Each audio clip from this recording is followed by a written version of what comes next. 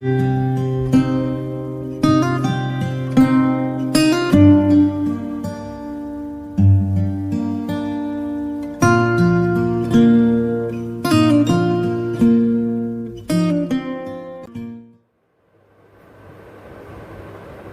good morning, class 7th.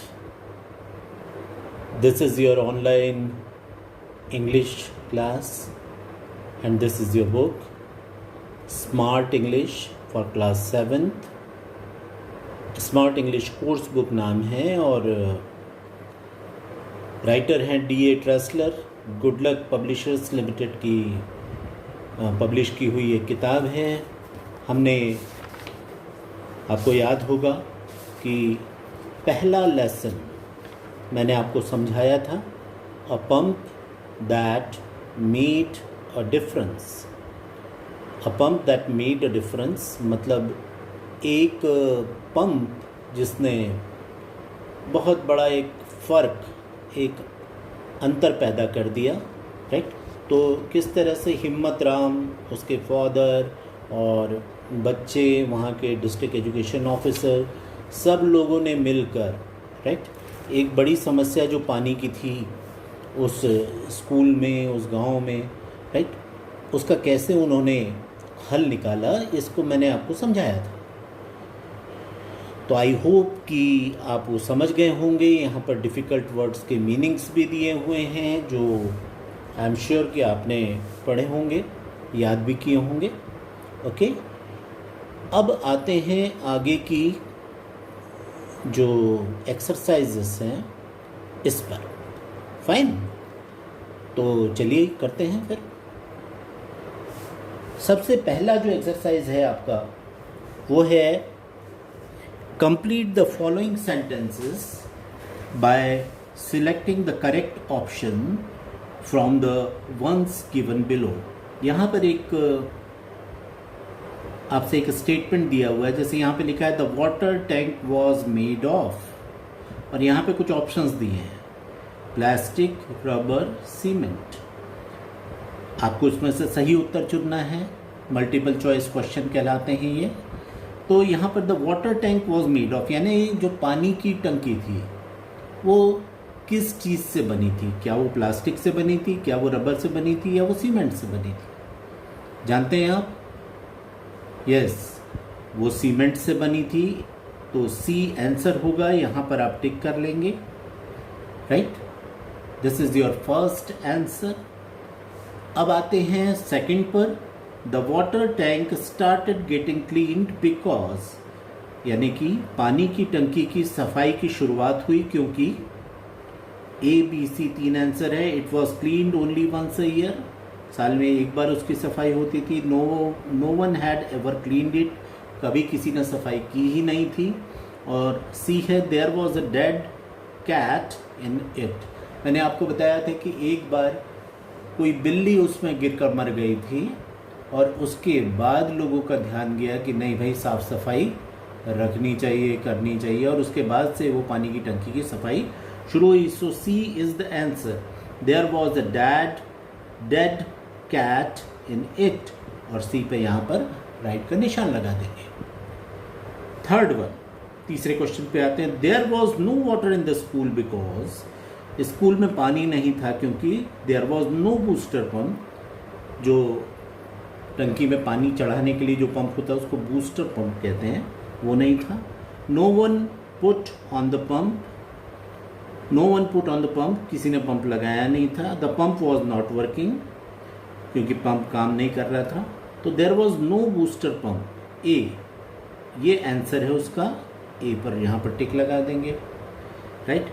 Number 4, the children had to, बच्चों को क्या करना पड़ता था? Drink water from the flask in the teacher's room, carry water to school, और drink water from the water tank in the school. 3 चीज़ें दी हैं. वो टीचर्स का जो पानी रहता था उसको पी सकते थे, उन्हें घर से पानी लाना पड़ता था. कैरी वाटर टू स्कूल मतलब स्कूल पानी लाना पड़ता था उनको, चाहे वो घर से लाएं चाहे पड़ोस से लाएं. और drink water from the water tank in the school, या स्कूल की जो पानी की टंकी थी उससे पानी ले सकते थे. तो आप सभी जानते हैं कि ये जो बी है this is the right answer, carry water to school. B पर आंसर सही आंसर है, टिक लगा दिया, राइट। अब आते हैं अगली एक्सरसाइज पर, right. Answer the following questions. यहाँ पर कुछ स्टेटमेंट दिए हुए हैं, जैसे पहले आप देखेंगे go back, go home, go anywhere but don't come here again, have you understood. तो ये एक स्टेटमेंट दिया हुआ है, इसके बाद इस पर से कुछ सवाल किए गए हैं आपसे, उनके आपको जवाब देने हैं। मैंने यहाँ पर आंसर लिख रखे हैं, go back, go home, go anywhere but don't come here again, have you understood.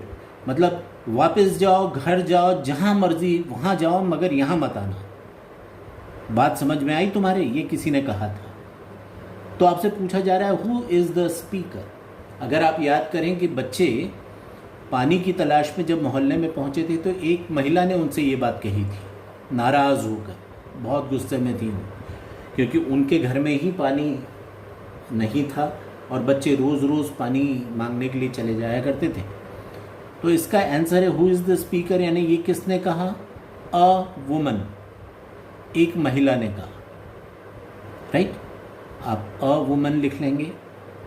दूसरा कहा है who is she speaking to, वो किससे बात कर रही थी, ये बात जो उन्होंने कही वो किससे कही थी? आंसर इज द चिल्ड्रन, जो स्कूल के बच्चे थे उनको डांटते हुए उन्होंने ये बात कही थी उस महिला ने, right. Who is she speaking to? She was speaking to the children, right. Now see, why is she so angry, वो इतना ज्यादा नाराज क्यों थी? आंसर लिखा है कि students wanted drinking water daily, right. जो विद्यार्थी थे उस स्कूल के, जो बच्चे थे, वो उनसे रोजाना पानी मांगते थे, and that is why she was very angry, right. तो students wanted drinking water daily, आपके स्क्रीन पर ये आंसर नज़र आ रहा होगा आपको, आप इसको लिखते चलेंगे और साथ ही जो मैं चीज़ें समझा रहा हूँ आपको उसको याद भी करेंगे।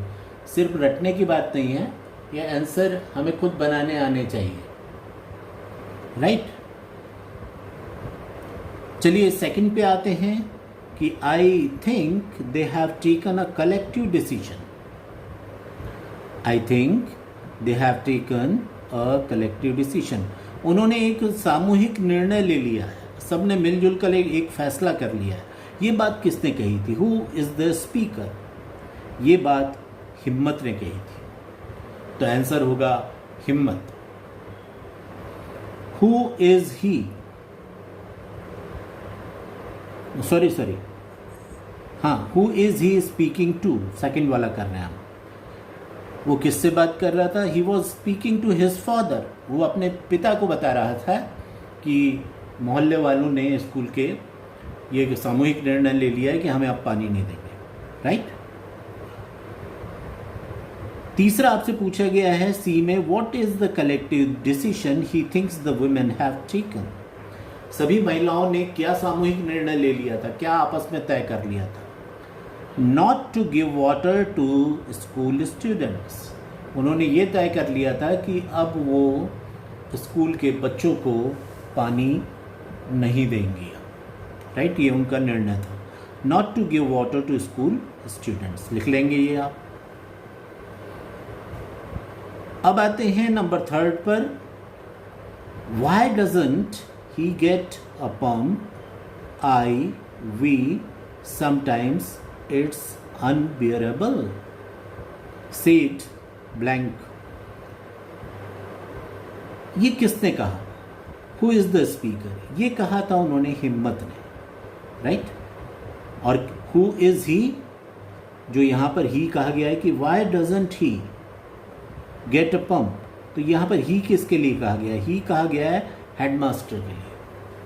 हिम्मत कह रहा था कि अपने पिता से कि हेडमास्टर साहब जो हैं ये पंप क्यों नहीं लगवा देते, मोहल्ले वाले हमें पानी भी नहीं देते, इतनी ज़्यादा गर्मी है, प्यास लगती है, हम कैसे करें। तो यहाँ पर वो पंप क्यों नहीं लगवा देते, तो वो शब्द ही जो यूज़ किया गया है हेडमास्टर के लिए क्या कहा गया। और व्हाट वाज अनबियरेबल, जो आखिरी में उसने कहा कि ये तो बिल्कुल असहनीय हो जाती है, तो ये असहनीय क्या हो जाती है जिसको सहन नहीं किया जा सकता, दैट वाज थर्स्ट, THIRST, यानी प्यास। ये प्यास असहनीय हो जाती है, थर्स्ट, राइट। ये है, लिख लीजिए। Number 4, the school management committee gets some money to look after the school. The school management committee gets some money to look after the school. ये शब्द, हु सेज दीज वर्ड्स, किसने कहा? ये कहा था हिम्मत फादर ने। हिम्मत के जो पिताजी थे उन्होंने ये कहा था कि स्कूल मैनेजमेंट कमेटी के पास कुछ पैसा होता है स्कूल की देखभाल के लिए। And what is the work of A school management committee? School management committee का कार्य क्या होता है? मैनेजिंग द स्कूल, मतलब स्कूल की देखभाल करना, स्कूल को व्यवस्थित रूप से चलाना, ये काम स्कूल मैनेजमेंट कमेटी का होता है। इसीलिए हमने लिखा है मैनेजिंग द स्कूल। किसी चीज़ को मैनेज करना मतलब उसकी सही ढंग से उसको कार्यकुशल बनाना, देखभाल करना, उसको कहते हैं मैनेज करना, राइट। और ये जो काम करता है उसको मैनेजर भी कहते हैं। आपने ये नाम बहुत सुना होगा, ये इसी से बना है। मैनेजर वो होता है जो सब चीज़ों को, किसी कंपनी को मैनेज करे, तो वो मैनेजर कहलाता है। Why should the management committee of a school have, what should the management committee of the school have done? School की मैनेजमेंट कमेटी को क्या करना चाहिए था? Purchase a water pump. क्या करना चाहिए था? Purchase a water pump. School management committee को एक वाटर पंप परचेज करना चाहिए था ताकि बच्चों को पानी की समस्या हल हो सके, राइट। लिख लिया होगा आप लोगों ने ये। अब इसका नंबर 5 जो है वो है, do you have any ideas for the play? क्या नाटक के लिए तुम्हारे पास कोई सुझाव, कोई विचार हैं? Who is the speaker? किसने कहा था ये कहा था भाना सिंह ने। भाना सिंह आपको बताया था मैंने कि डिस्ट्रिक्ट एजुकेशन ऑफिसर थे वो, राइट, और शिक्षा अधिकारी थे। तो उन्होंने ये बात कही थी, who does you refer to, और वो किससे बात कर रहे थे? वो हिम्मत से बात कर रहे थे। हिम्मत से कहा था कि तुम्हारे पास कोई आइडिया है क्या उस नाटक के लिए जिसके तुम बात कर रहे हो, राइट। और तीसरा इसमें पूछा गया है, what was the second persons idea? ये जो दूसरा जिनसे भाना सिंह हिम्मत से बात कर रहे थे, तो क्या हिम्मत के पास उसका क्या विचार था कि इसको कैसे सॉल्व किया जा सकता है? हमने आंसर में लिखा है to collect money for a water pump, to collect money for a water pump from the villagers. To collect money for a water pump from the villagers, मतलब गांव वालों से पैसों का इंतज़ाम करके एक वाटर पंप खरीदना, राइट। ये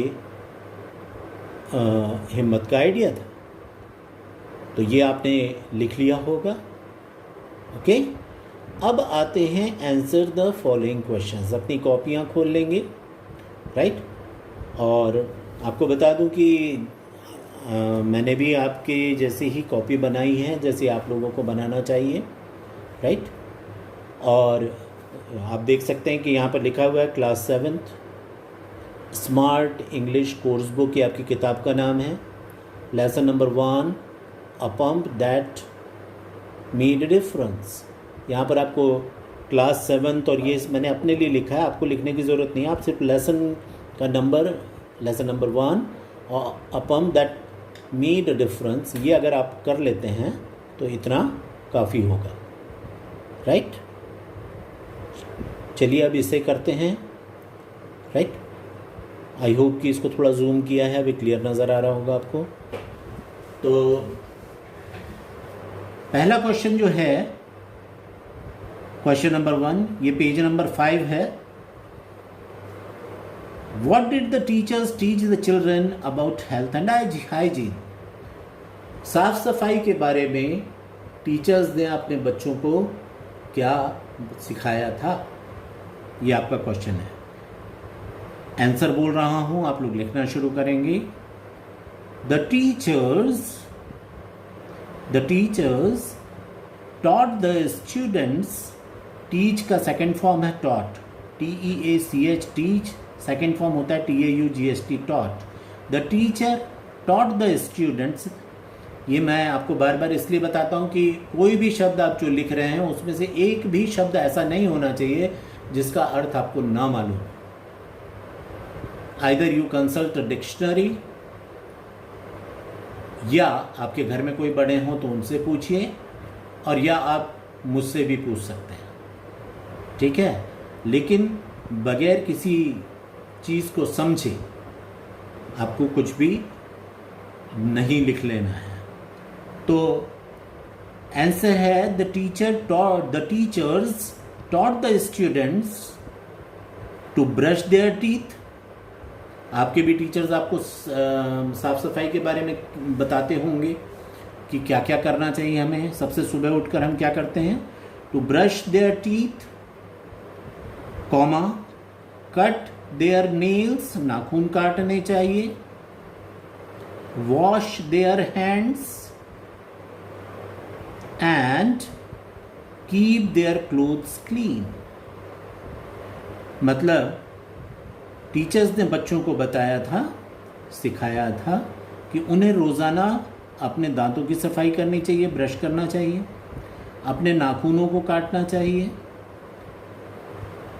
अपने हाथों को साफ रखना चाहिए, धोते रहना चाहिए। और अभी तो इन दिनों तो आपने बहुत हाथ धोए होंगे। And keep their clothes clean, और अपने कपड़ों को हमेशा साफ सुथरा रखना चाहिए, राइट। यही है साफ सफाई। क्वेश्चन नंबर 2 आता है, हाउ डिड हिम्मत कीप हिमसेल्फ क्लीन। हिम्मत अपने आप को कैसे साफ रखता था? इसका भी आंसर इससे बहुत मिलता जुलता है। हिम्मत kept himself clean by brushing his teeth, taking bath daily, washing his hands and cutting his nails। मतलब हिम्मत अपने आप को कैसे साफ रखता था, ये पूछा है आपसे। वो अपने रोज दांतों की सफाई करता था, रोजाना स्नान करता था, अपने हाथों को धोता था, खाना खाने से पहले, खाना खाने के बाद, कुछ भी खाने से पहले, कुछ भी खाने के बाद, एंड कटिंग हिज नेल्स, और अपने नाखूनों को काटा करता था, राइट। चलिए क्वेश्चन नंबर 3 आता है, why do you think the water brought from home got finished before the children reached school? आपको क्या लगता है कि जो बच्चे घर से पानी लेकर आया करते थे वो स्कूल पहुंचते पहुंचते खत्म हो जाता था, आपने पढ़ा है, तो ऐसा क्यों होता रहा होगा? आंसर है because it was very hot and children kept, KEPT, kept, ये keep का सेकेंड फॉर्म है, kept drinking water again and again। फिर से बोल रहा हूं, because it was very hot and children kept drinking water again and again। मतलब बाहर बहुत ज़्यादा गर्मी थी, बच्चों को बहुत ज़्यादा प्यास लग जाया करती थी और वो बार बार पानी पीते थे। इस वजह से जो घर से पानी लेकर वो आते थे वो ज़्यादा देर चलता नहीं था, वो खत्म हो जाता था। इस सेक्शन का आखिरी सवाल है question number 4, why were the toilets locked. Toilets को लॉक कर दिया गया था स्कूल के, ऐसा क्यों किया गया होगा? आंसर है the toilets were locked because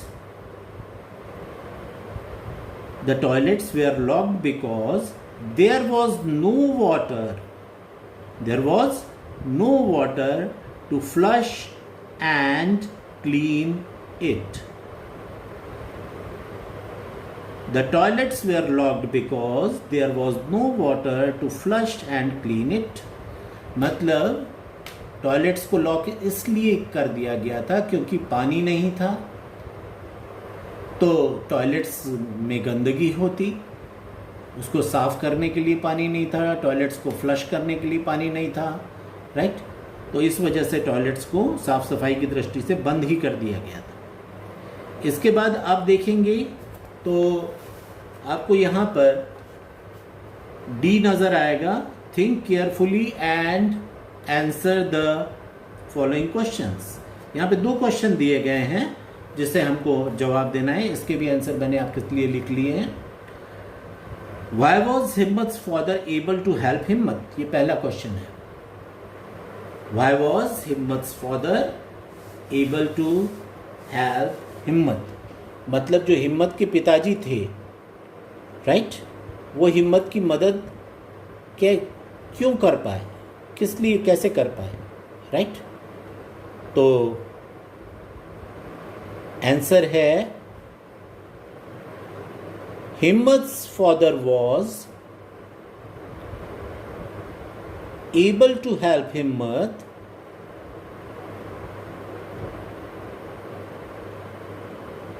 because he was a sensitive man, या जैसे यहाँ पे लिखा है, दोनों ही तरह से लिख सकते हैं कि हिम्मत's father was a sensitive man, so he was able to help हिम्मत। वो एक संवेदनशील आदमी थे।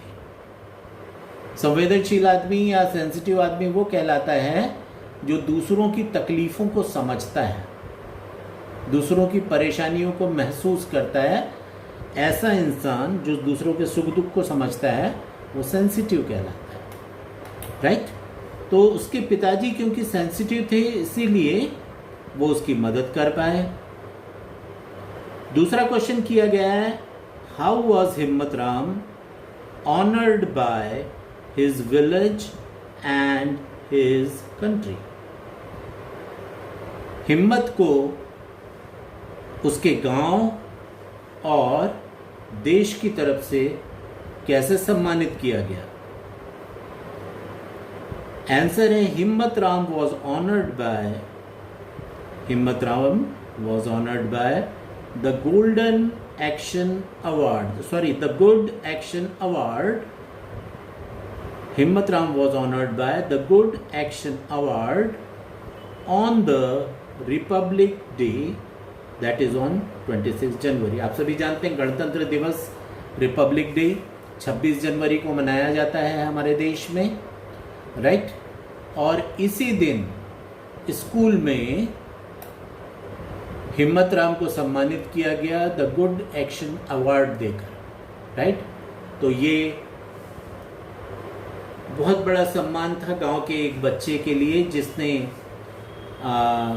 अपनी सूझबूझ से स्कूल की एक बहुत बड़ी समस्या का हल निकाला था, राइट। सो ये आप देख लीजिए कि this is the answer, right. तो आज के लिए भाई इतना ही है ना, बाकी के एक्सरसाइजेस अगले इसमें कर लेंगे, ओके। सब कुछ ही आपके पास रखा हुआ है, लिखिएगा, स्पेलिंग मिस्टेक मत कीजिएगा। Thank you all, thank you. चलो।